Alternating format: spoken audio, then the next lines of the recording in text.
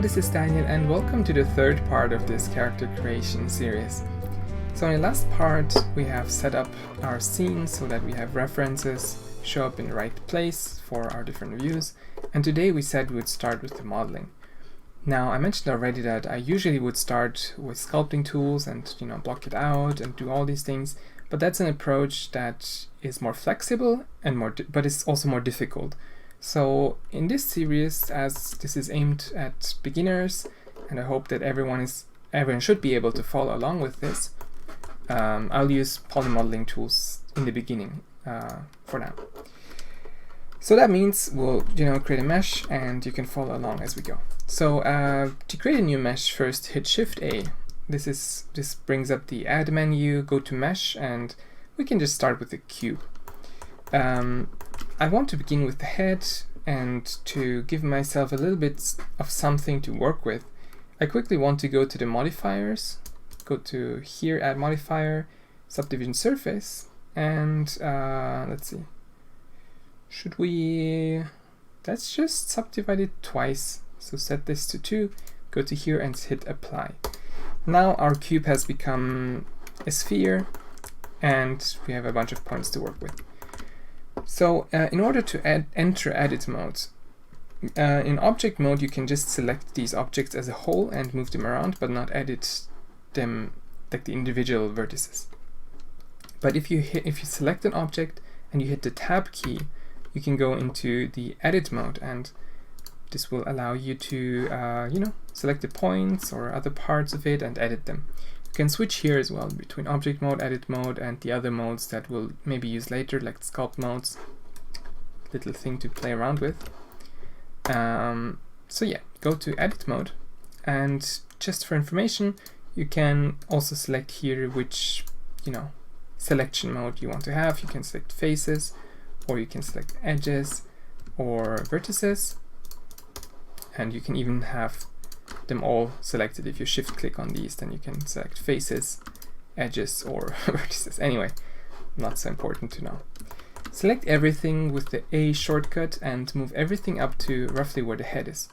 If you remember, in the last part we changed our pivot point to the 3D cursor, as this thing here is called. So we have to hit the period key one more time and set it back to median point. That's the default, and that just means the center of our selection. That's what we need for at the moment. Now as you do this, you'll notice it's quite hard to see what you're doing because we can't see what's below anymore, but you can always hit the Z shortcut and switch to wireframe. So here you can see, of course, my shortcuts when I'm pressing. Go to wireframe or go to solid. You can also click up here if you are more comfortable with that. And then we start to adjust it a little bit. I'll begin with the oval rough shape. So look at where the head is in this sketch. And this should be fine. From the side, I adjusted a little bit. Let's make it, I'll use S to scale and then hit Y to restrict it to the Y-axis and just scale it a little bit down. And for moving, just hit the G key, of course, to grab it and use the middle mouse to snap it to an axis. These are just basics. I'll mention them a couple of times, but I hope you get used to them very quickly. Now, what I do is I hit the B key to get into box selection. I then drag across these lower points, have them all selected. Make sure you do this in wireframe mode, because otherwise the back would not be selected. So do that in wireframe, select them all. Then I hit G and then the middle mouse key to snap them to the axis, and I'll move them down to here. Do the same thing, hit B, select parts, and move them up and down. Now you'll notice that it's a bit annoying that when you do something on one side that the other side doesn't move.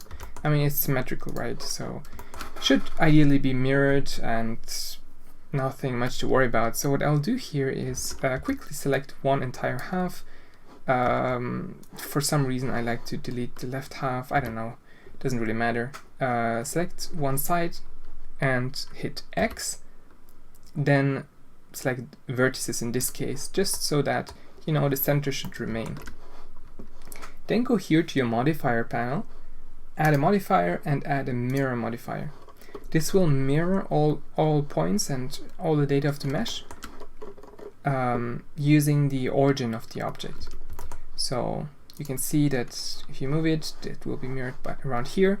But if you go to object mode and move the object, the mirror axis will be still where the origin of the object is, not where the origin of the world is. Just keep that in mind as we move forward. Let me quickly do that again. Just apply the modifier. And I like to use the clipping option. The clipping option here in the modifier, what it does is it makes it so that these points snap together and you won't be able to tear them apart like this. So if you have it on, bring them together, now they're snapped and now you can't pull them apart anymore. That's usually what you want. Otherwise, just leave the settings as they are, and let's get back to the mesh. Now from the side view, I think we have more to do rather than the front. Yeah, just drag to the front some of these points. Actually quite easy. You can rotate these a little bit. One of the first advice that I have for you is try to keep the flow of your mesh as smooth as you can. So in this case, you see I had it like this, which is actually fine maybe, but I think I want to turn it a little bit to the back just to keep it a bit smoother. I want to align it with you know, these extreme points like this one here. And we don't need to do all the details at the moment. So just like that should be fine. I'll smooth it a little bit out like this. I like to use a lot the box selection mode. Just hit B, select something, and then go across. Actually, you could just select it with a normal left click. But yeah, it doesn't really matter, right? So here I'll need to move this a little bit to the top, adjust these parts here. And you'll notice quickly that you know, the head is taking already quite a bit of shape, but it's not very nicely balanced, or how do I say? I want to keep the distance between points very evenly distributed. So what I do is, by holding Alt and using the left mouse button, depending on where you click, it will select the entire edge loop. In this case, I mean, if you have the faces selected, you can, you know, select the face loop or whatever it's called. But it also works with edges. So select the entire edge and hit G twice. That will bring you into slide mode. And I just want to pull this down a little bit until roughly here. That gives me the option to like adjust it a little bit better to this point. Similarly, I believe that here it's nicely distributed, but here we could go a bit more to the front. So select this lower part, hit G twice and bring it to here. And this kind of adjustment work goes on for quite a while. Try to always look at these different lines and make them smooth. That's the basic idea.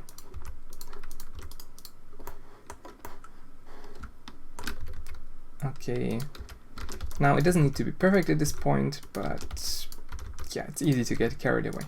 So I think that's good enough for now. And yeah, your head is already ready. We'll do details mostly in the sculpting stage. So the idea that I'm going for is that we start in poly modeling to do the rough shapes, and then we go into sculpting and do the details, so that you learn both sides. And yeah, sculpting should be easier, so we will start with that, of course, but you should be able to follow. So let's see, the neck. The neck is the next part that we want to look at. And we could bring these points a bit closer together using the same methods as before. You know, just select with B, box select, and or just normal click. And I want to bring these points a bit closer so that we have here a shape that's roughly the thickness of the neck. And then I'll select this face where the neck should be coming out at, and I'll just hit E to extrude.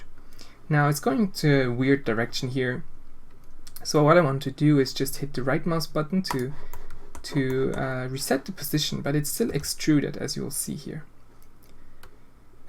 Also, by the way, make sure that you have clipping enabled at this point, because if you don't have it enabled, you'll get like faces in the middle and it will be some mess to clean up. I mean, you just have to delete it and bring these together again, but yeah, either way, clipping will help you to do that. So if clipping is on from the beginning, you will be able to just extrude it, and they will, you know, not cause any issues. Now bring these down here, somewhere here. I'll scale them, so I hit the S key and then the Z key to scale them along the Z axis. And then I press the 0 key to make them flat, basically. You can do the same for the other sides along a different axis. I like to clean things up this way just to keep it better organized, because now I know that this is basically square and everything. Yeah, but it's still, you know, not very round, isn't it? So one thing we can do is so this must be the front, so we bring these points back a little bit now. You can again hit G twice to slide along the existing edges. That will help us a little bit here. So we do that for this part as well. And yeah, I think that already gives us a rough version of the neck. It's a bit thick still, so okay. Let's be careful. Let's go to wireframe. I'll select all these parts and let's just bring them together more. Now, so here things start to not line up so well. You see that here are some cases where maybe we're not sure anymore where things really go, because here the shoulders start higher up here, but just consider this, the way the shoulders are kind of tilted forward. So I think it does kind of work out in the end. We don't need this edge at the bottom, by the way, so I'm just going to select it and delete it at this point. So the object is open here, but we'll just expand it as we go. And maybe let's just leave it here for a moment, because now I will take I'll take a step back and think about the body a little bit. So let's start with a new object. Here's our new object. So I went to object mode, hit Shift A, go to mesh, go to cube, and here is the new cube that we have. I'm now going to again add a subdivision surface modifier, set it to 2, and we can go ahead and use that for the body, but we can also try to make it a bit more usable by doing something like this. So I just went into edit mode, selected the top 4 points. So by the way, a modifier is like an effect that is layered over your mesh when you leave edit mode. So subdivision surface just subdivides the geometry and smooths it. And so you can go back in and edit like the original points. So I'm just going to select all the ones at the top, as we are already used to doing, and then move them up like this. So extrude them and snap them with by holding the control key to like same distance. So 2 units here, 2 units here. And then you just leave the edit mode to up to the object mode, and then apply the modifiers, so then that when you next enter the edit mode, you have all this geometry available.